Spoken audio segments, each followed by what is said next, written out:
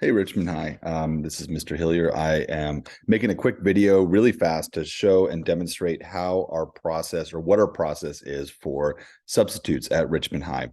The document I'm currently looking at right now is our matrix that we keep on a spreadsheet that indicates all the ways that we handle subs. It is set up very well by Miss Fabi Guerrero daily. She comes in every morning around 6 or 6:30 in the morning to set subs up. On specific days where there are a lot of people out, it can take us up to an hour, hour and a half. So just so you know, it shows here which area needs to be covered. Any area in red means that we do not currently have coverage for it. Our process right now is that an hour before school starts, at least, we will send out a spreadsheet for volunteers, people who are like, I'm going to pick and choose my class.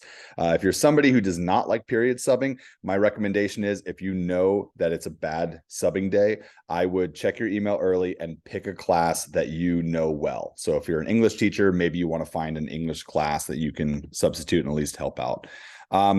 On the side here, we have the teacher who's out. We have the actual substitute. If it says period, it means it's period subbing.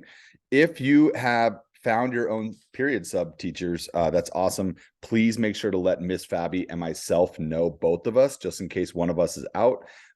If you tell both of us, it really helps out. We don't want to have to schedule people to sub and then find out that they had already been asked to sub somewhere else. The last thing we want to do is have to show up to someone's classroom at the last second and say, hey, we got to ask you to sub.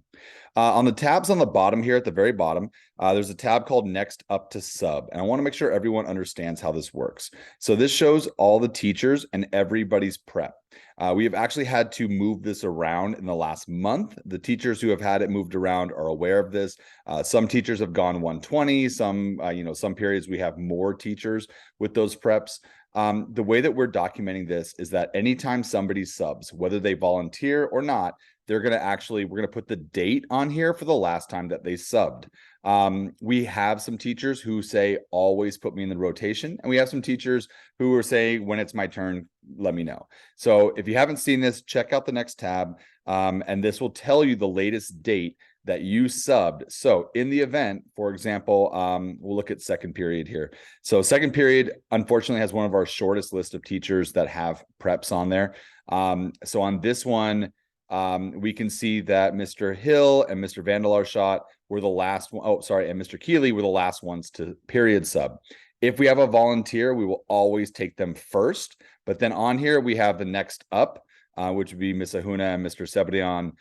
We just want to make sure, actually, I know Miss Ahuna subbed, so I'm going to add that in there recently. So that is how our rotation works. We update this every single day. This is part of what Miss Fabi Guerrero works on every day. So that's how that works. If at any time you need clarification of that, please ask questions. We want you to know. Any teacher that has ever asked us about how the rotation works, we want to let them know, but we have it set up for, all of semester one, etc. We also have this document that's going to go out with this video called the Period Sub Procedures. This was created actually before pandemic. And it kind of goes through what are the different absences that you need, what are some pro tips from veteran teachers. These are actually former teachers and current who have given some advice about what they have found successful. We also are asking that all substitutes, when you're period subbing a class, you should be doing all of the following.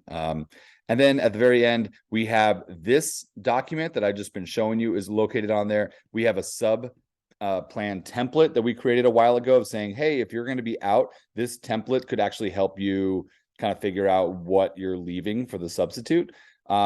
If at any time a teacher does not have a sub plan and you're not sure what it is, please report that immediately.